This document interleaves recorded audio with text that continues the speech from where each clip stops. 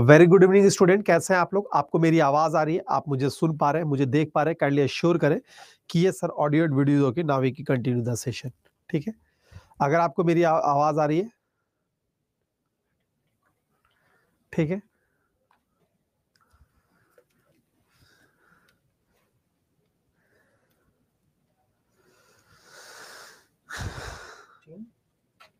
ठीक है, चलिए, थैंक यू।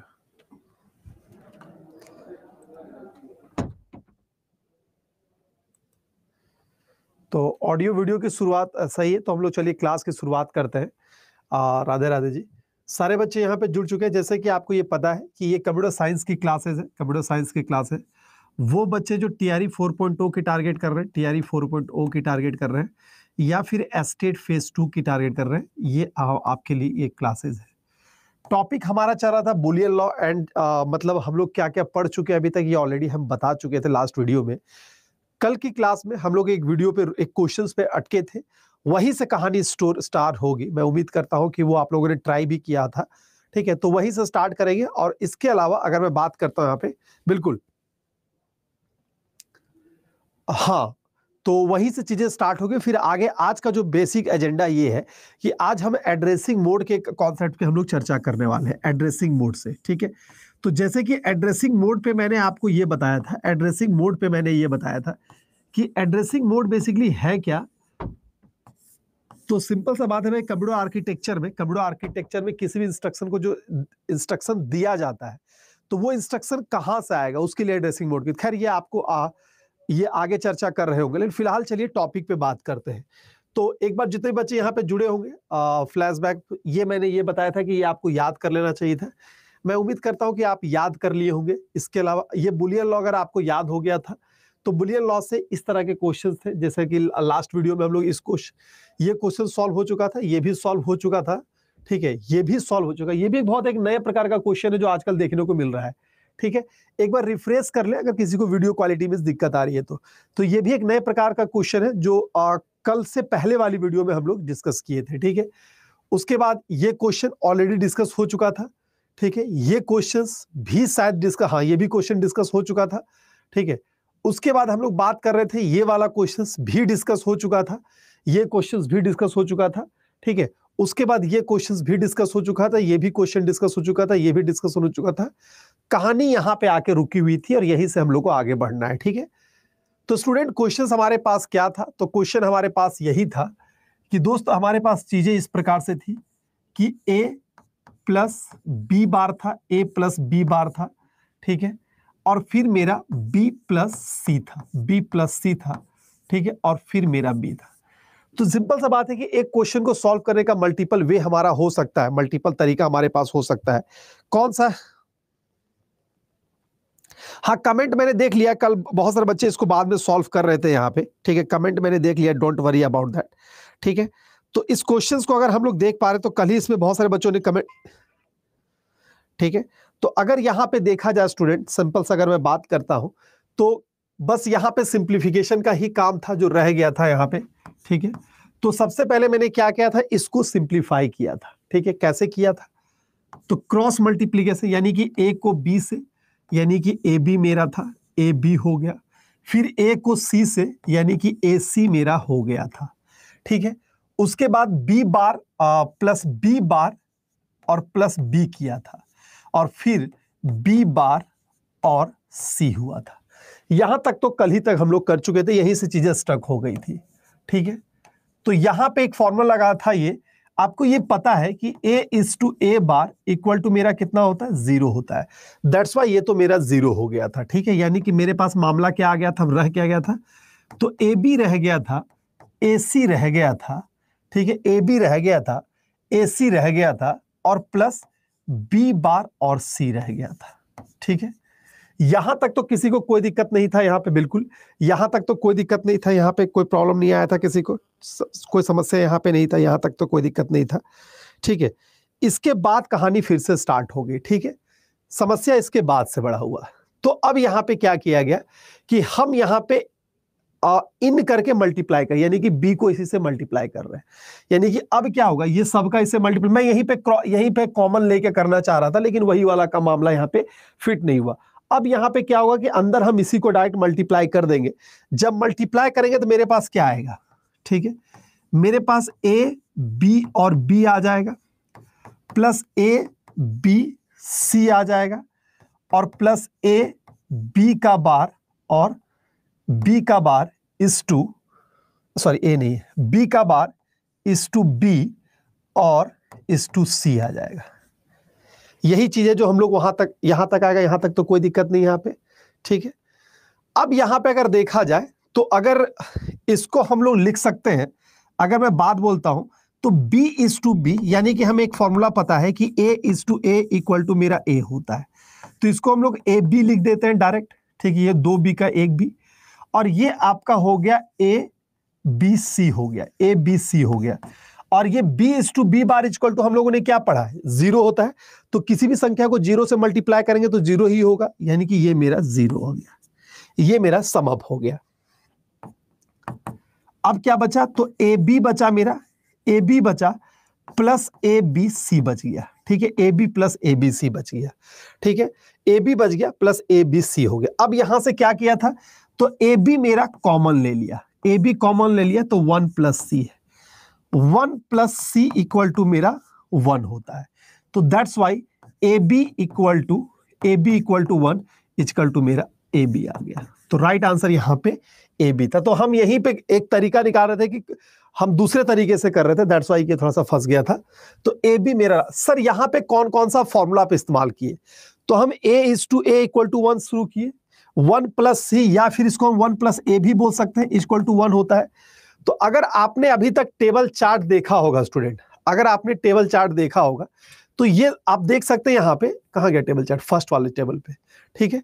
तो यहां पर देखिए कि एक हम लोग नल लॉ यूज किए हैं, आइडोपोटेंट लॉ यूज किए और इनवर्स लॉ। इस पूरे क्वेश्चन को सॉल्व करने के लिए हम लोग 3 लॉ का इस्तेमाल किए हैं। कौन कौन सा, नल लॉ का इस्तेमाल किए हैं, 1 प्लस ए इक्वल टू ए वाला जो हम लोग यूज किए हैं और ऑपरेशन पे। हम लोग यहाँ पे आइडोपोटेंट लॉ का यूज किए, ए प्लस ए इक्वल टू वो भी इस्तेमाल किए हैं। और हम लोग इनवर्स लॉ भी, एक जगह ए प्लस ए बार यानी कि B plus B bar, B is to B bar equal to 0 भी, ये तो 3 लॉ का इस्तेमाल करके हम लोग कर सकते हैं। अब कहां पे से कौन सा, अब जरूरी नहीं है कि ये क्वेश्चन को सॉल्व करने के लिए यही अप्रोच लगे, आप कोई और दूसरा भी अप्रोच लगा सकते हैं, ठीक है। बस आपको क्लोज टू आंसर आपको आना है, ठीक है। ये पहले भी सवाल हम लोगों ने सॉल्व करा था, लेकिन होता है कभी कभी। तो आई होप आपको ये समझ में आ गया होगा, ठीक है, कोई दिक्कत नहीं यहां पे। तो दोस्त ये था आपका बुलियन लॉ पे। अब देखते हैं कि अगला क्या क्वेश्चन था, मामला यहीं से रुका हुआ था। यहां तक किसी को कोई सवाल है तो एक बार चर्चा कर सकते हैं।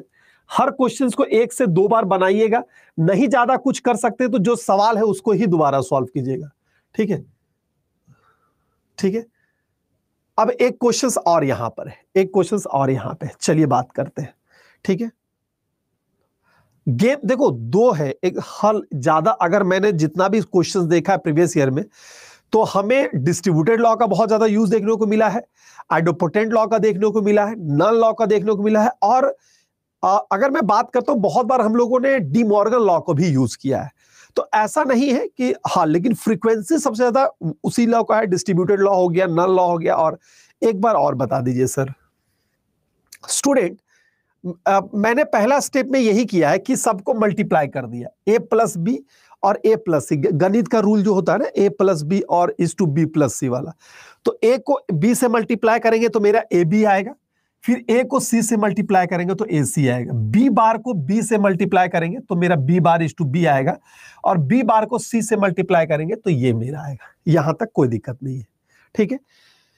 अब क्या होता है कि अब यहां पे अब क्या कोई लॉ लगा सकते हैं, तो सबसे पहले मुझे यह पता है कि a is to A bar equal to 0 होता है, उसी आधार पे b is to B bar को हम लोग 0 कर दिए। जब ये 0 हो गया तो बचा मेरे पास क्या, मेरे पास फिर सिर्फ बचा a b बचा, a c बचा और b बार c बचा, ठीक है, b बार c बचा। कहीं कहीं ऐसा जरूरत भी पड़ेगा कि आप यहां पे कॉमन लेके भी कर सकते हैं, ठीक है, कहीं कहीं ऐसा होगा भी, जैसे कि मैंने लास्ट क्लास में यही किया था, कॉमन लेके करना चाह रहा था लेकिन नहीं जुगाड़ लगा। तो कोई भी जुगाड़ यहां पे लग सकता है, इट्स योर कॉल।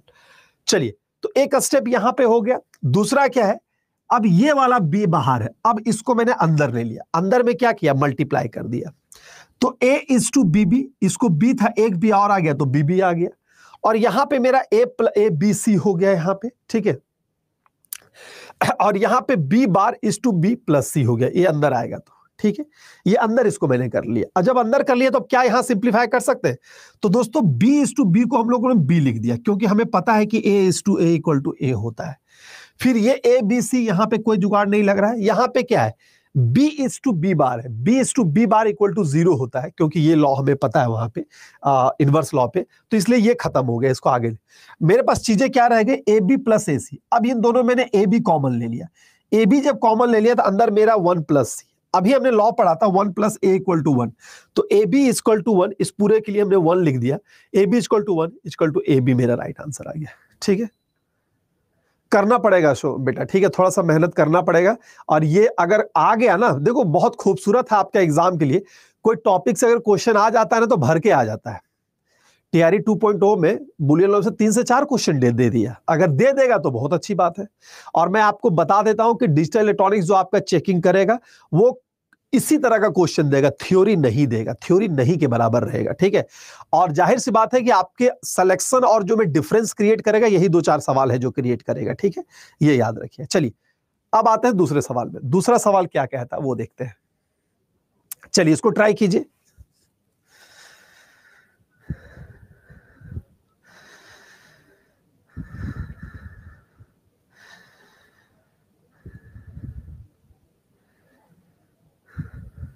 चलिए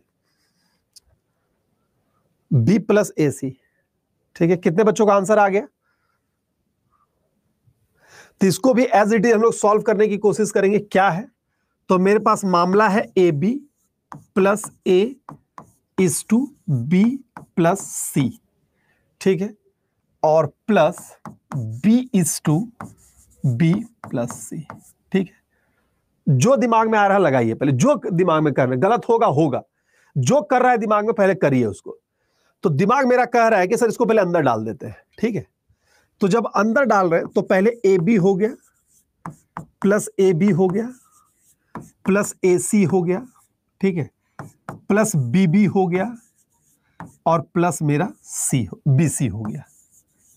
ठीक है, यहां तक तो कोई दिक्कत नहीं, कोई दिक्कत नहीं, यहां तक तो मामला सेट है। ये कैसे हुआ आपको बताने की जरूरत नहीं है। अब यहां से हमें कुछ कुछ फॉर्मूला लगाना पड़ेगा। एक तो चलो B is to B equal to मेरा B होगा, ये तो बात दिख रहा है, B is to B equal to मेरा B होगा, B is to B equal to मेरा क्या हो जाएगा, B हो जाएगा, यहां तो दिख रहा है। तो A, अच्छा एक चीज और हो सकता है, A plus A equal to भी A होता है, तो ये दोनों को अगर हम A मान लेते हैं तो ये दोनों का सम करेंगे तो AB ही आएगा। तो AB प्लस AC और प्लस B प्लस BC। ठीक है, कोई दिक्कत यहां पर? AB प्लस AC, ठीक है, चलिए कोई दिक्कत नहीं, यहां तक तो कोई दिक्कत नहीं।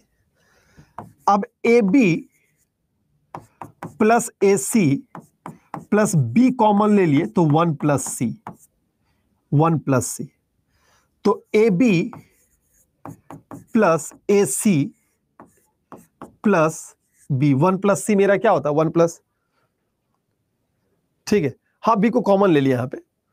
ठीक है, तो अब 1 प्लस C हमारा क्या होता है, 1 प्लस C मेरा B होता है, तो मेरे पास क्या है AB प्लस AC। अब मेरे पास क्या आ गया, AB plus AC equal to, क्योंकि ये मुझे पता है इक्वल टू मेरा कितना होता है, तो मेरा 1 होता है। ठीक है, चलिए और कुछ हो सकता है क्या इससे ज्यादा? हाँ हो सकता है, यहां से A कॉमन, यहां से मेरा ये दोनों में से हम A कॉमन, इसको ऐसे लिख सकते हैं। इसको अगर मैं लिखना चाहूं यहां पे, इसको हम लिखना चाहें तो ऐसे लिख सकते हैं, AB plus B plus AC लिख सकते हैं। हाँ सर लिख सकते हैं।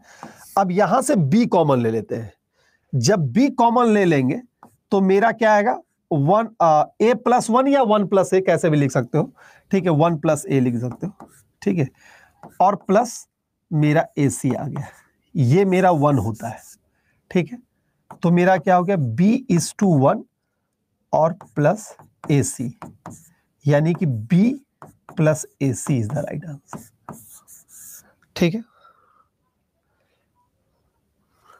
कोई दिक्कत यहां तक किसी को? तो ये आप जितना प्रैक्टिस करते जाओगे आपको इसमें महारत हासिल करता जाएगा। ठीक है, ठीक है। तो ये सबको समझ में आ गया कि कैसे हुआ ये। ठीक है, तो ये आपका बुलियन लॉ है, बस इतना याद रखिएगा। आप जितना उसको सिंप्लीफाई कर सके, आप दिमाग में ये रखिए कि आपका एग्जाम में बहुत ज्यादा कॉम्प्लिकेटेड नहीं करेगा, जहां तक ये लग रहा है। अगर आपने 20-25 क्वेश्चन प्रैक्टिस कर लिया तो आपके रडार का क्वेश्चन आएगा, ये कॉन्फिडेंट रहिए आप लोग। ठीक है, ये कॉन्फिडेंट रहिए कि आपको रडार का क्वेश्चन रहेगा अगर 20-25 क्वेश्चन आपने इसको कर लिया है तो। ठीक है सर, एक बार रिपीट कर दीजिए। ठीक है, फिर से रिपीट कर देते हैं, कोई दिक्कत नहीं यहाँ पे। अगर रिपीटेशन पे अगर मैं बात करता हूं यहाँ पे, ठीक है, तो अगर मैं बात करता हूं दोस्तों, सर एक बार फिर से बता दीजिए। ठीक है, चलो फिर से कर देते हैं, कोई बात नहीं। ठीक है, यहां पे लिख देते हैं फिर से। हाँ बिल्कुल बेटा, मैं क्वेश्चन दे दूंगा, मैं एक असाइनमेंट दूंगा। ठीक है, असाइनमेंट दूंगा, पहले इसको पढ़ा लेते हैं, फिर असाइनमेंट कुछ दे देंगे, 1-2 क्वेश्चन, 5 भी क्वेश्चन एक्स्ट्रा दे देंगे तो आप उसको कर लीजिएगा। ठीक है, नहीं यार यूपी टेट का अलग सीन है। तो अब ये क्या हो गया, अगर मैं बात करता हूं ए बी आ गया प्लस बताना होगा क्या, फिर से बता दूं कि कितने बच्चों को लग रहा है कि फिर से दोबारा बताना चाहिए, एक बार बता दीजिएगा मुझे। चलिए दोस्त, यहां पे मैंने क्या किया है स्टूडेंट, अगर आप देख पा रहे हैं यहां पे, तो पहला स्टेप में मैंने क्या किया कि दोनों को ए बी है इसको मल्टीप्लाई कर दिया, ए बी हो गया और ये फिर मेरा ए सी हो गया। ठीक है, और ये फिर बी को अंदर से किया तो बी को बी से किया तो बी हो गया, और बी की किया तो ये सी। ये स्टेप में कोई दिक्कत नहीं। अब क्या हुआ है कि ये दोनों को कंबाइन करके मैंने एक लिखा, ये दोनों को कंबाइन करके एक लिखा, क्योंकि हमें पता है कि a plus A equal to A, तो ये पूरे को हम a मान लिए और ये पूरे को a मान लिए, दोनों को ऐड करेंगे तो मेरा यही आएगा। ठीक है, फिर A C as it is A C हो गया, B B equal to B होता, ये भी हमने अभी सीखा है, तो बी इक्वल टू बी हो गया और ये आपका बी सी हो गया। ठीक है, अब आगे बढ़े तो ये दोनों में से मैंने क्या किया, ये दोनों में से बी मैंने कॉमन ले लिया। जब कॉमन ले लिया तो अंदर मेरा 1 प्लस सी होता है। अभी रूल पढ़े हैं कि 1 प्लस सी या 1 प्लस ए व्हाटएवर जो भी रहेगा इक्वल टू 1 होता है। ठीक है, तो अब यहां ए बी प्लस ए सी और इक्वल टू बी आ गया। अब ये दोनों में से मैंने क्या किया, बी मैंने कॉमन ले लिया। जब बी मैंने कॉमन ले लिया तो यहां पे कुछ नहीं तो 1 बचेगा, यहां पे ए बचेगा, तो 1 प्लस ए। वैसे ए प्लस 1 आ रहा था लेकिन मैंने इसको 1 प्लस ए लिखा, लिख सकते हैं, कोई दिक्कत नहीं है। अगर मैं इसको स्टार्टिंग में लेता था तो कोई दिक्कत नहीं है। ठीक है, ठीक है, तो ये हो गया। फिर b इज टू 1 प्लस ए, मुझे फिर से पता है कि ये मेरा 1 होता है। ठीक है, तो b इज टू 1 प्लस ए सी, तो फाइनली मेरा ये आ गया b इक्वल टू, कहीं ऑप्शन है, ऑप्शन नंबर ए। ठीक है, कोई दिक्कत नहीं। चलिए, ये क्वेश्चन है के मैप का, मुझे बच्चों के द्वारा मैथ, हाँ ऑब्जर्वेशन लॉ पे हिसाब से। ठीक है, अब वो हो गया। अब अगले क्वेश्चन पे आते हैं। ये क्वेश्चन क्या है, ये क्वेश्चन आया था किसी, मैं बता रहा हूं कहां का एग्जाम एग्जैक्ट याद नहीं आ रहा है। के मैप का एक नया टाइप का क्वेश्चन इस तरह से आपको देखने को मिल रहा है। तो ये क्या हुआ, ठीक है, इसके वेरिएबल का आंसर क्या है। एक आपका फंक्शन दिया गया है, ठीक है, और ये आपका चूंकि समेशन दिया गया है, तो समेशन दिया गया है तो सम ऑफ प्रोडक्ट होगा, ये सम ऑफ प्रोडक्ट होगा। और आपका डी दिया है यानी कि डोंट केयर दिया है, डी मतलब डोंट केयर। ठीक है, डी मतलब डोंट केयर। क्लियर है, कोई दिक्कत नहीं यहां पे, डी मतलब डोंट केयर। तो बुलियन अलजेब्रा का प्रॉब्लम सॉल्व हो गया। अब के मैप का भी बच्चों ने बोला था सर 1-2 क्वेश्चन आओ करवा दीजिए। ठीक है, ठीक है, बिल्कुल, यस यू कैन। देखो कोई भी सिंप्लीफिकेशन, जैसे मैंने बोला ना कि हम मान लीजिए कि 1 प्लस 2 लिख रहे हैं, आप 2 प्लस 1 लिख रहे हैं, कम्पिटिटिव लॉ में तो दोनों सेम है ना। तो अगर आप लॉ के हिसाब से अगर सिंप्लीफाई कर रहे हैं तो कोई बात नहीं, 2 तरीका भी हो सकता है, जरूरी नहीं कि एक ही तरीका होगा। ठीक है, सबको लगता है कि जो मैंने बता दिया वही है, मैंने जो बताया इससे भी अच्छा अलग आएगा, इसका भी अलग आप ला सकते हैं, बस आपका आंसर मैच करें। हाँ, लॉ से भटकना नहीं है। ऐसा नहीं कि अगर मान लीजिए कि a is to 0 equal to 0 होता है तो हम जबरदस्ती 1 कर, ये गलती ना करें। ठीक है, अपना दिमाग लगाना चाहिए, ये गलती है। लॉ से भटकना नहीं है, लॉ को इंप्लीमेंट करके आप कोई भी तरीका, जरूरी नहीं कि जो मैंने बोला है वही करना, आपके दिमाग में जो है ये आपका दिमाग खेलिएगा, जो आपका दिमाग खेलेगा वो आपको करना है। ठीक है, चलिए अब इस क्वेश्चंस पे आते हैं। ये क्वेश्चंस क्या कह रहा है, that is called the De Morgan law. ठीक है, ये आपका क्या है, बुलियन एक्सप्रेशन के मैप का है, क्या होगा राइट आंसर। तो सबसे पहले वेरिएबल कितने हैं, तो वेरिएबल मेरे 3 है। जब 3 वेरिएबल है दोस्त, जब मेरा यहां पे 3 वेरिएबल है, वेरिएबल मेरे कितने हैं, 3 है। ठीक है, तो मेरे सेल कितने बनेंगे? तो 2 का पावर 3 बनेगा, यानी कि 8 सेल बनेगा। कितना सेल बनेगा? 8 सेल बनेगा। ठीक है, एफ मतलब फंक्शन, एफ मतलब फंक्शन, डी मतलब डोंट केयर। ठीक है, तो सेल कितना बनेगा? 8 बनेगा। ठीक है, यहां एफ नहीं तो ए बी सी लिख दो, यहां पे ए लिख दो, कोई दिक्कत नहीं, ये ए। ठीक है, तो अब यहां पे अगर हम सेल बनाएंगे तो कितना बनाएंगे? तो देख सकते हैं यहां पे। ठीक है, ये सेल कितना बना? तो 8 सेल बना। क्यों? क्योंकि 3 वेरिएबल था। ठीक है, अगर मैं अब यहां पे आता हूं तो नीचे हम लिखेंगे ए। ठीक है, और ये आपका ए बार हो गया। आप ऐसे भी लिख सकते हो या 0 1, जो मन कर रहा है वैसे लिख दो। ठीक है, ये आपका क्या हो गया? बी बार या सी बार, 0 0 0 1 होता है उसका। उसके बाद बी बार सी, बी सी और बी सी बार, ऐसे भी लिख सकते हो या 1 0 करे, जो तुम्हारा मन करे वैसा लिख सकते हो। मैंने इससे पहले भी तरीका बताया था, वो बताया था कि आप 0 1 कर सकते। नंबरिंग याद कर लो, मैं एक तरीका बताता हूं, नंबरिंग का याद कर लो, जो वैल्यूएशन होता है ना, याद कर लो, बहुत आसान हो जाता है कैलकुलेशन में। ठीक है, जैसे कि ये किसका होगा? ये 0 होता है, ये 1 होगा, ये 2 होगा, ये 3 होगा। ये आपका सॉरी, ये बार और ये मेरा ए।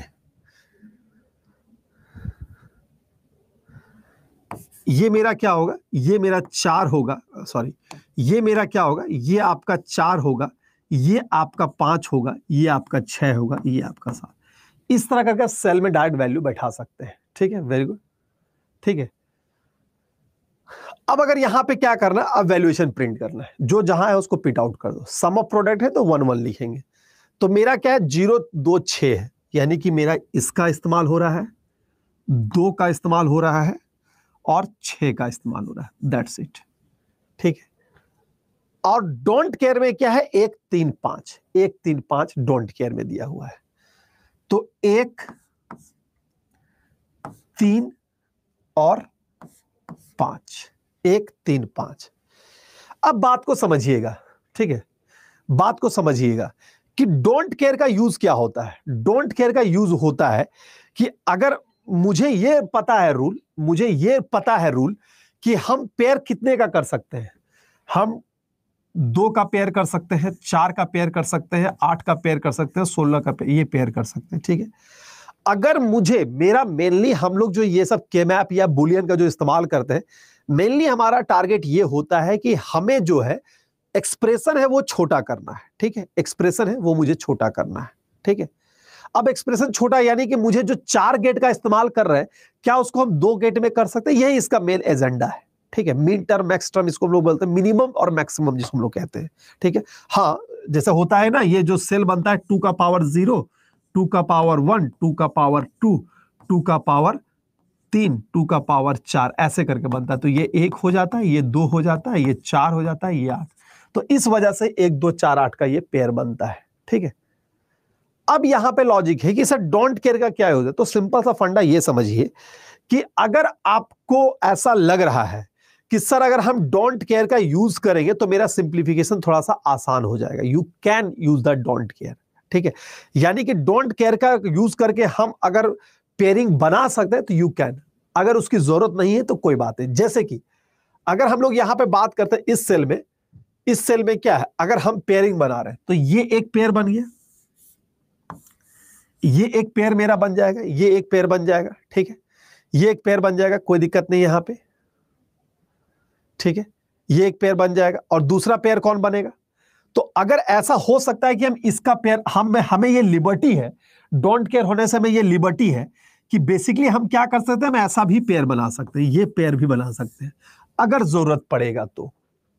अगर जरूरत पड़ेगा, ठीक है, अगर जरूरत पड़ेगा तो हम इसका भी पेयर बना सकते हैं।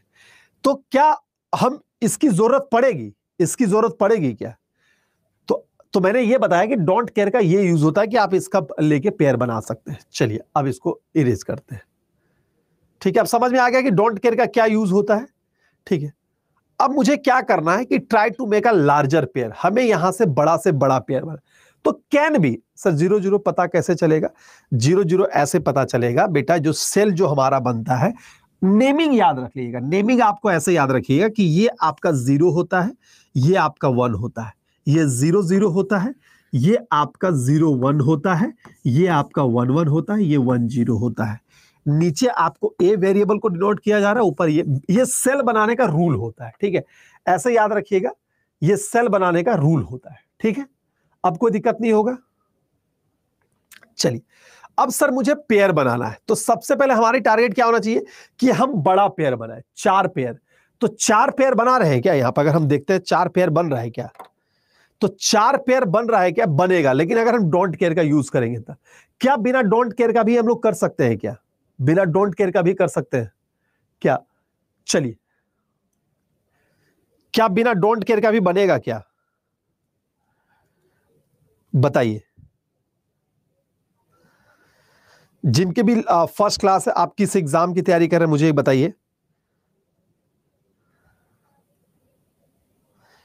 तो क्या इसका बिना डोंट केयर का भी हम लोग बना सकते हैं? सोच के देखिए, बन सकता है, क्यों नहीं बन सकता भाई?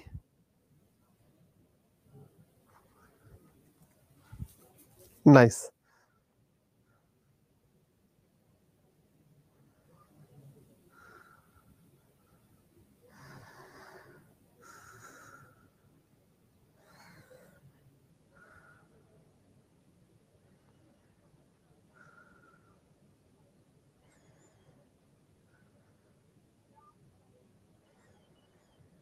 ठीक है, एफ का मतलब फंक्शन होता है, डी का मतलब डोंट केयर होता है, ठीक है। चलिए, तो एक काम करते हैं, बिना सिंप्लीफिकेशन का एक बार देखते हैं, बिना मतलब डोंट केयर का यूज करके, ठीक है। हमें डोंट केयर नहीं यूज करना है, क्योंकि उसका जरूरत पड़ेगा तब ना करना है। तो एक पेयर मेरा बन जाता है, अगर मैं देखता हूं यहां पे एक पेयर अगर बनता है, तो एक पेयर ऐसा हम लोग बना सकते हैं, ये एक पेयर बन गया, ठीक है, ये पेयर तो बन गया। यहां पे क्या आ रहा है, अब इसको सिंप्लीफाई करना है, ठीक है। अगर हम लोग सिंप्लीफाई अगर करते हैं तो क्या होता है देखो, तो सिंप्लीफाई करने का यह तरीका है कि जब इस दोनों बिट को हम लोग पेयर बना रहे हैं, समझिएगा पहले, जब इस दोनों बिट को हम लोग पेयर बना रहे हैं, जब हम पेयर बनाएंगे तो क्या होगा, जब पेयर बनाएंगे तो हम लोग क्या करना है, सम अप करना, दोनों के बीच में मतलब जोर ऑपरेशन होता है। अब इसको ऐसे समझिए कि अगर आप इस बिट से इस बिट के आ रहे हैं और जा रहे हैं, तो जिस वैल्यू का चेंज हो रहा है उसको रिमूव कर देना है, जो वैल्यू चेंज नहीं हो रहा है उसको एग्जिस्ट करना है। जैसे कि अगर मैं बात करता हूं यहां पे, यहां से यहां पे अगर हम आते हैं, तो ए बार है, यहां पे ए है, यानी कि ए का वैल्यू है वो चेंज हो रहा है, तो ये ए नहीं कंसीडर होगा, ठीक है, ठीक है। हाँ, दूसरा पॉइंट अगर मैं बात करता हूं, दूसरा पॉइंट अगर मैं बात करता हूं कि अगर मैं इसका और इसका इस्तेमाल करता हूं, सॉरी, बी और सी, और दूसरा अगर मैं देख रहा हूं बीसी के बारे में, तो बी और सी का बार आ रहा है, क्यों? क्योंकि दोनों के लिए बीसी का बार ही है ये। तो ये बीसी कैसे आया, समझ में आया? बीसी कैसे, बीसी बार कैसे आया समझ, इसके लिए आया कि अगर हम लोग बात कर रहे हैं कि ऊपर से अगर नीचे आ रहे हैं यहां पे ये वाला पॉइंट में, तो बीसी दोनों के लिए एज इट इज है, और ए का वैल्यू सिर्फ चेंज हो रहा है, तो ये एक बीसी आ गया पहला, ठीक है, बिल्कुल। तो एक हो गया। दूसरा पेयर क्या बना सकते हैं, तो अगर हम don't care can be use, ठीक है। तो अगर मैं बात करता हूं, एक ये कॉर्नर ले ले और ये एक कॉर्नर ले ले, तो शायद मेरा काम हो रहा है। जब ये कॉर्नर हम लोग लेंगे दोस्त, तो मुझे क्या मिल रहा है, तो इस केस में ए का बार मुझे मिल रहा है, ए का बार मिल रहा है, और बी मेरा चेंज हो रहा है, सी नहीं चेंज, यानी कि सी का बार मिल रहा है, ठीक है।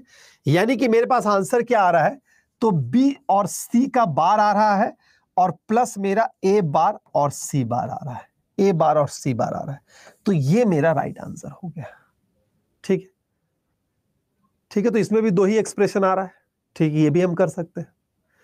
तो डोंट केयर का कैन भी यूज है, वो कैन भी यूज है, अगर उसके बिना काम हो रहा है तो कोई दिक्कत नहीं है, ठीक है। चलिए, तो ये हो गया दोस्त आपका, ये हो गया आपका इसके बारे में, ठीक है।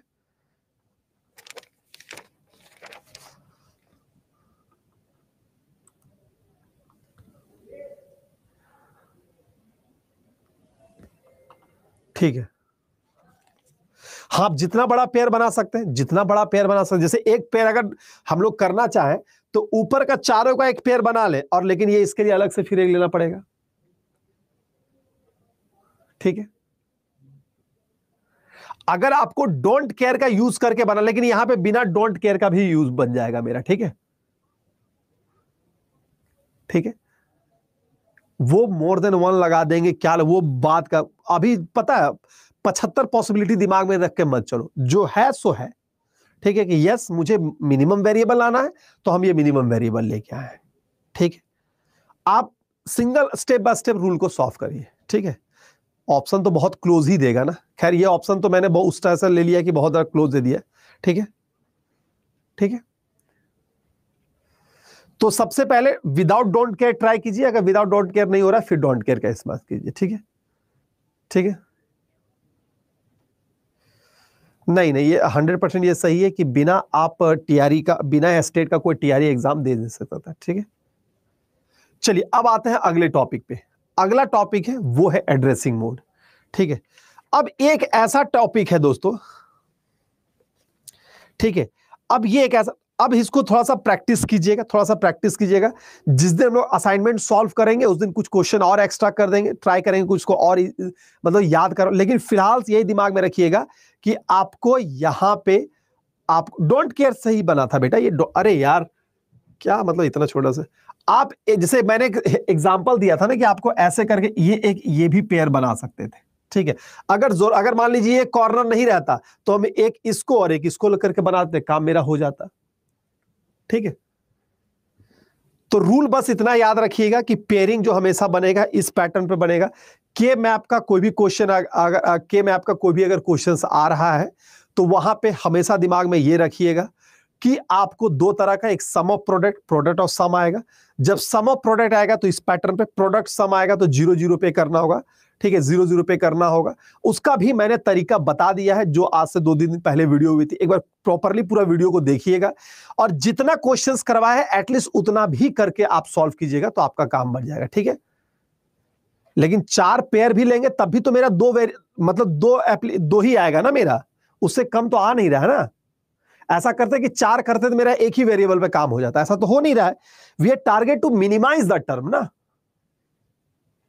We target to minimize the term. ठीक है, चलिए अब इसको आराम से एक बार घर पे बैठ के बनाइएगा। ठीक है, सारे बच्चे एक बार घर में बैठ गए।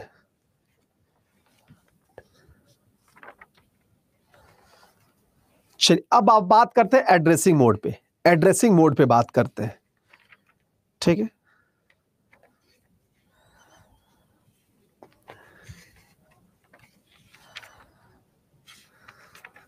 एक सेकेंड, एड्रेसिंग मोड हम लोग शायद चर्चा किए थे कि नहीं पता नहीं, एड्रेसिंग मोड चर्चा हुआ था। Thank you engineer ji.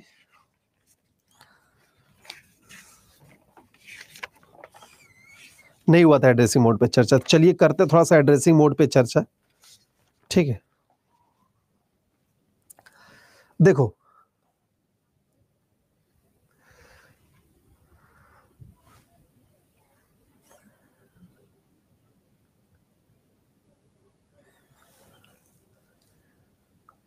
Simple सा बात है सर, एड्रेसिंग मोड क्या होता है। एड्रेसिंग मोड का जरूरत पड़ गया, मान लीजिए कोई भी ऑपरेंड होता है, कोई भी ऑपरेंड है, कोई भी ऑपरेंड मेरा है, ऑपरेंड यानी कि डेटा, ऑपरेंड यानी कि डेटा। ठीक है, तो किसी भी ऑपरेंड का, ठीक है, किसी भी डेटा का इंस्ट्रक्शन में कैसे इस्तेमाल करना है, that is called the addressing mode. Addressing mode मुझे यही सिखाता है, एड्रेसिंग मोड मुझे यही सिखाता है कि भाई मैंने इंस्ट्रक्शन दिया ऐड करने का, ठीक है, मैंने इंस्ट्रक्शन दिया लोड करने का, ठीक है, लोड करने का, मैंने इंस्ट्रक्शन दिया स्टोर करने का, तो ये सारे, ये जो मैंने इंस्ट्रक्शन दिया, इंस्ट्रक्शन किसके द्वारा दिया था, ठीक है, नहीं तो बिना डोंट केयर का ही एसके बन जाएगा, उसको ज्यादा लोड लेने की जरूरत है नहीं।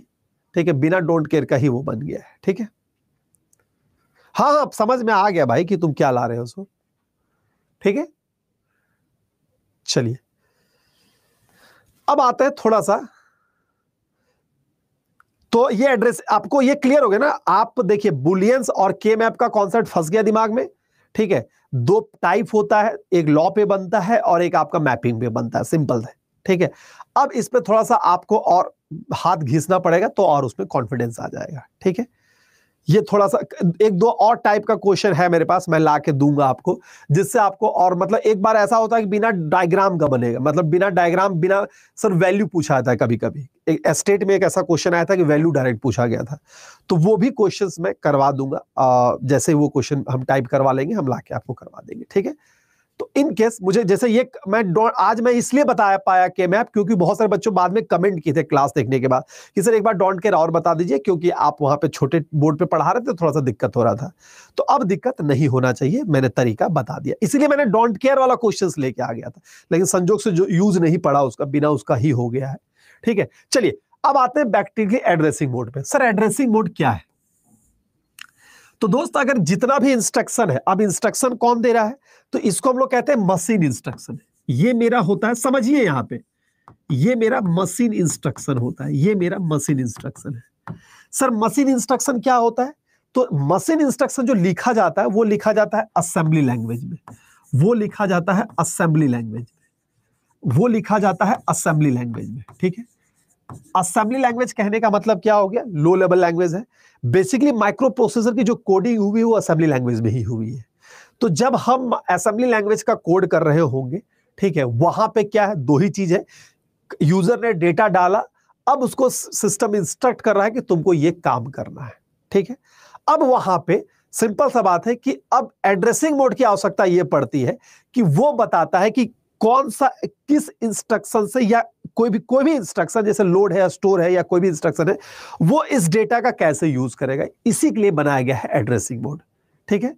तो यहां पे क्या है, ऑपरेंड यानी कि डेटा, और हाँ ऑपकोड यानी कि ऑपरेशन, ठीक है। चलिए अब मैं वन बाय वन सबके बारे में बात करता हूं।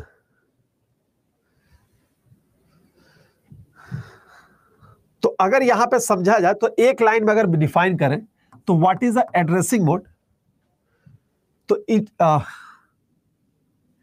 Describe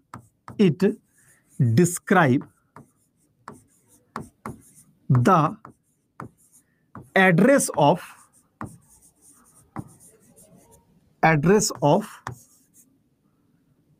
data.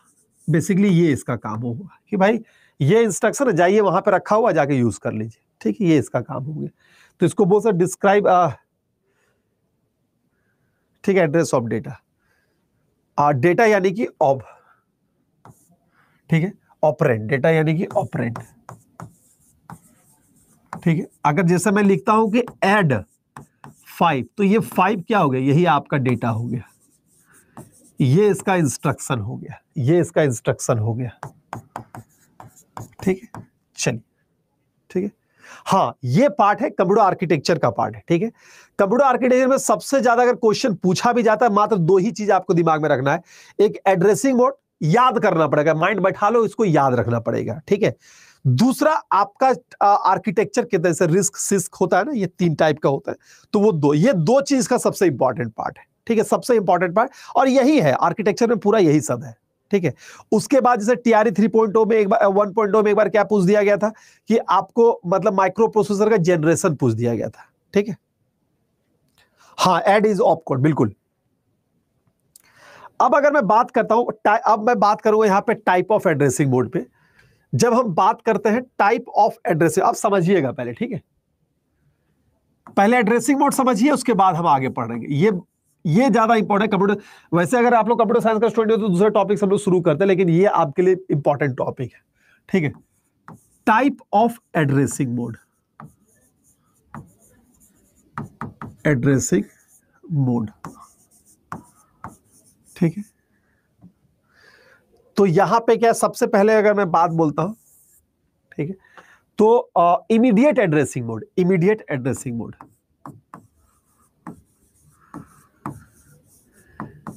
Immediate addressing mode, immediate addressing. Sir immediate addressing mode किसे कहते हैं, what is the immediate addressing mode, ठीक है। अगर मैं लिखता हूं, जैसे मैंने एग्जांपल अभी दिया था, ऐड 10, तो ये क्या होगा, इमीडिएटली इंस्ट्रक्शन दे रहा है ना, ठीक है। तो यहां पे क्या है, in which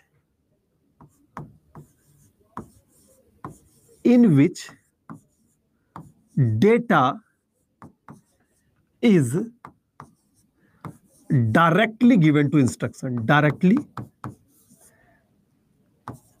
given to instruction, data directly कि भाई जहां पे भी है जाके ऐड कर दो 10, ठीक है, जहां पे भी है वो ऐड कर दो, ठीक है। तो बेसिकली ये होगा, in which directly given in the instruction, data जो होता है वो डायरेक्टली इंस्ट्रक्शन को दे दिया जाता है, ठीक है। चलिए अगला जो आता है, बिल्कुल ये मेरा इमीडिएट हो गया। दूसरा अगर टाइप करते हैं, दूसरा जो टाइप है वो मेरा क्या हो गया, दूसरा मेरा है रजिस्टर, ठीक है, register addressing mode, register addressing mode, ठीक है। वन बाय वन सबके बारे में बात करेंगे। Register addressing mode, register addressing mode. Exam में सर क्या पूछेगा, एग्जाम में क्वेश्चन, एग्जाम में दो तरह का सवाल इससे बनेगा कि आपको ये दिया रहेगा ये पूछा जाएगा, या फिर ये दिया रहेगा ये पूछा जाएगा। अभी तक क्वेश्चन इससे डायरेक्ट नहीं बना है, लेकिन ये बहुत टीचिंग एग्जाम का बहुत फ्रीक्वेंट क्वेश्चन होता है। एक क्वेश्चन यहां पे ये भी बनता है कि मैचिंग वाला, इधर लिखा रहेगा मोड और उसका राइट साइड उसका एग्जांपल, आप उसको मैचिंग कीजिएगा। तो बस अगर आप याद कर लिए कि किसका क्या यूज होता है, कैसा इसका इंस्ट्रक्शन लिखने का तरीका होता है, बहुत अच्छे से इसको समझिएगा, ठीक है। बिल्कुल अगला मैं बात करूं तो ये इमीडिएट एड्रेसिंग का मोड हो गया। अगला मैं बात करूं रजिस्टर एड्रेसिंग मोड, ठीक है।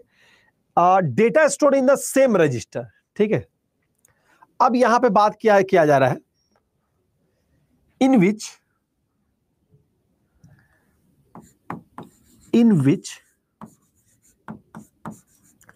Data is stored in same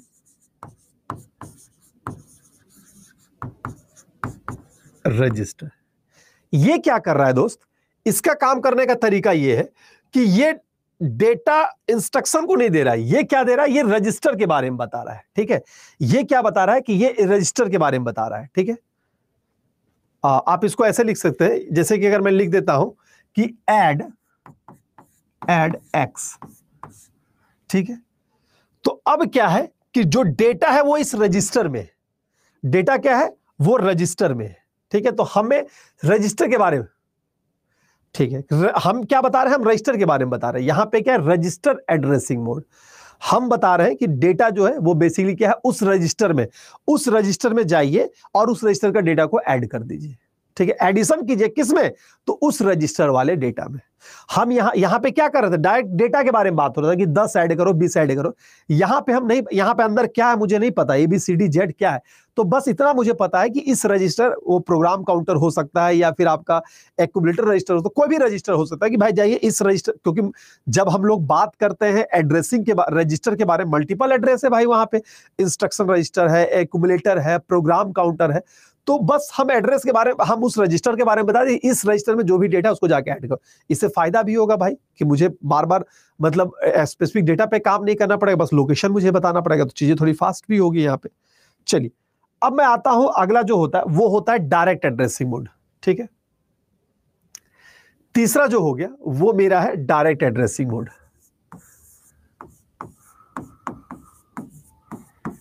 direct addressing mode, direct addressing mode. देखो सिंपल सा बात समझिएगा, आप लोग पेड बैच में आए हैं, तो इस क्लास में अभी ये बता देता हूं कि हमें पता है कि आप कहां फंस सकते हो, ठीक है। तो उस पर हम ज्यादा वक्त देंगे। बहुत सारी ऐसी चीजें होंगी, अब जैसे रैम के बारे में, मुझे नहीं लगता है कि यहाँ पे कितने से बच्चे को मुझे रैम के बारे में बताना पड़ेगा। इसका मतलब ये नहीं कि रैम के टाइप से क्वेश्चन नहीं आता है, वो मैं आपको वर्बली कभी कभी ऐसे बताता हूं कि इस टॉपिक से क्वेश्चन आता है। तो कहने का मतलब है कि आप मेरे पास जब यहाँ पे आए हैं तो इतना तो सोच के आए हैं ना कि सर रैम के बारे में तो मैं पहले भी पढ़ा था, आप यूट्यूब पे भी पढ़ा रहे थे, रैम मुझे कंप्यूटर साइंस के स्टूडेंट है ना, तो इतना तो उम्मीद करते हैं कि रैम क्या है ये तो आपको पता होगा, ठीक है, इतना तो मैं आप भरोसा करता हूं। तो मैं उस चीज पे ज्यादा चोट करना पसंद करूंगा जो थोड़ा सा कॉम्प्लिकेटेड बनता है, जहां पे मैंने क्या बोला कि भाई जब आप 80 नंबर या 100 नंबर का पेपर दे रहे होंगे उस केस में क्या होगा कि आपका 40-50 क्वेश्चन तो ऐसे बन जाएगा, अभी मैं दूंगा बन जाएगा आपसे, लेकिन उससे आपका सिलेक्शन नहीं होगा। सिलेक्शन होना है बाकी का 40 क्वेश्चन से, तो बाकी का 40 क्वेश्चन के लिए मुझे लड़ना पड़ेगा और वो उसी टाइप की चीजें में आ जाती है, ठीक है।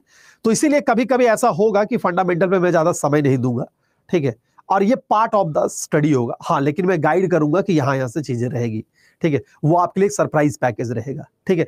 हो सकता है कि हम उसको थ्योरी के फॉर्म में हम आपको दे दें, वो ज्यादा अच्छा रहेगा, ठीक है। चलिए अगला मैं बात करता हूं डायरेक्ट एड्रेसिंग मोड, ठीक है, ठीक है। यहां पे क्या होता है कि data stored in same memory location and the address of the memory location, मैं लिखता हूं पहले, ठीक है, पहले इसमें क्या होता है, data is stored in same memory location, same memory location, ठीक है, डेटा जो होगा किसी मेमोरी लोकेशन स्टोर किया जाएगा, and the address of the memory location, ठीक है, एंड द एड्रेस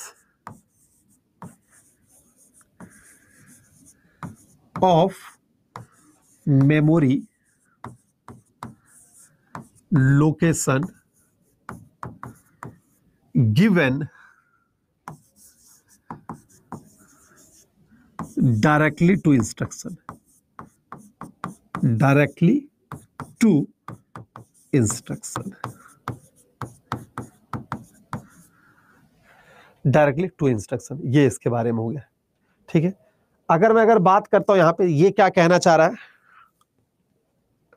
ठीक है, मैं लिखता हूं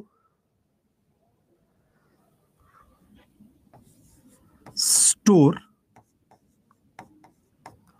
1000, यहां पे 1000 क्या है, तो ये एड्रेस है, ठीक है, ये मेरा एड्रेस है किसी का, तो किसी भी मेमोरी लोकेशन या किसी भी रजिस्टर के बारे में, ठीक है। अरे यार क्या बोलूं, मतलब हाँ फंडामेंटल लास्ट में भी करेंगे तो चलेगा, कोई बात नहीं, उतना तो भाई सब बच्चा फिल्टर करके ही पेड बैच में आता है ना, ठीक है। और मैं पूरी कोशिश करूंगा कि आप मेरे बैच से संतुष्ट रहेंगे, अभी तक जो हुआ है उसको आगे चल के ये पूरी कोशिश होगी कि आपको मैं अच्छे तक काम पे लेके आऊंगा, ठीक है। चलिए तो अगर मैं बात करता हूं यहां पे, अब यहां पे क्या बोल रहा है मेरे दोस्त,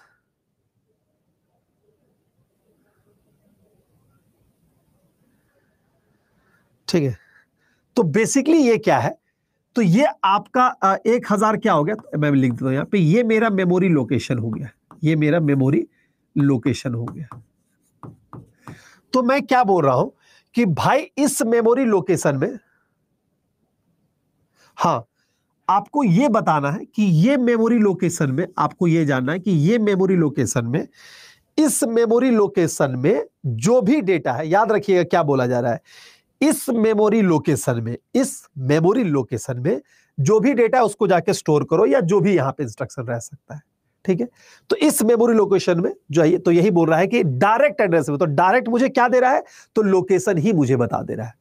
तो data is stored in the same memory locations and the address of memory location is directly given to the instruction. Instruction ये हुआ और ये आपका मेमोरी एड्रेस हुआ, तो हम सिर्फ एड्रेस के डायरेक्टली बता रहे हैं कि जाइए भैया और स्पेसिफिक हार्ड डिस्क का उस ट्रैक और उस सेक्टर में जाके डेटा रखा गया, आप जाके यूटिलाइज कर लीजिए, ये बोला गया डायरेक्ट मेमोरी एड्रेस, ठीक है। क्लियर है, यहां पे कोई दिक्कत नहीं है यहां पे, तो ये इसके बारे में हो गया।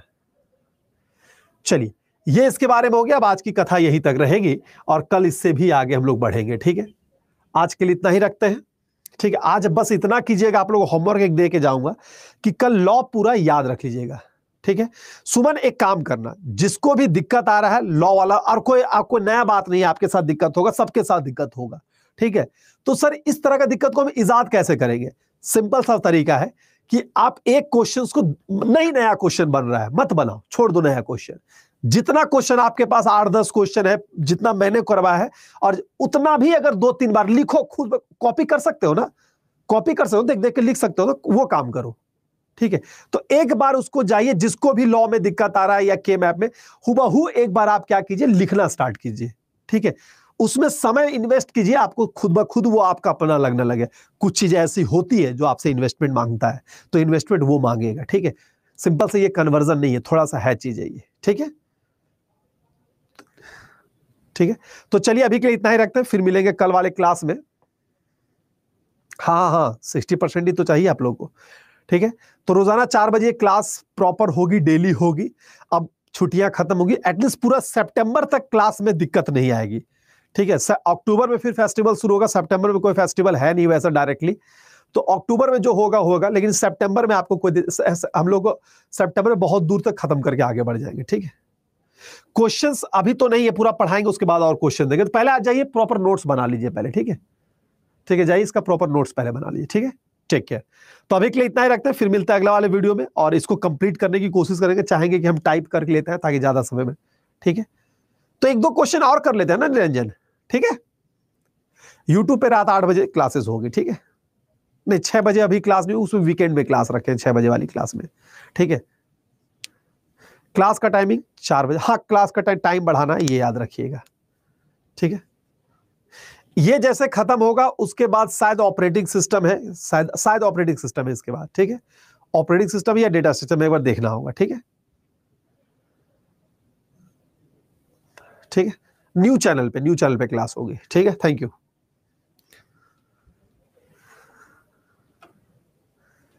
नहीं, आप पहले प्रॉपर पेड क्लास फॉलो कर लो ना, कोई दिक्कत नहीं है।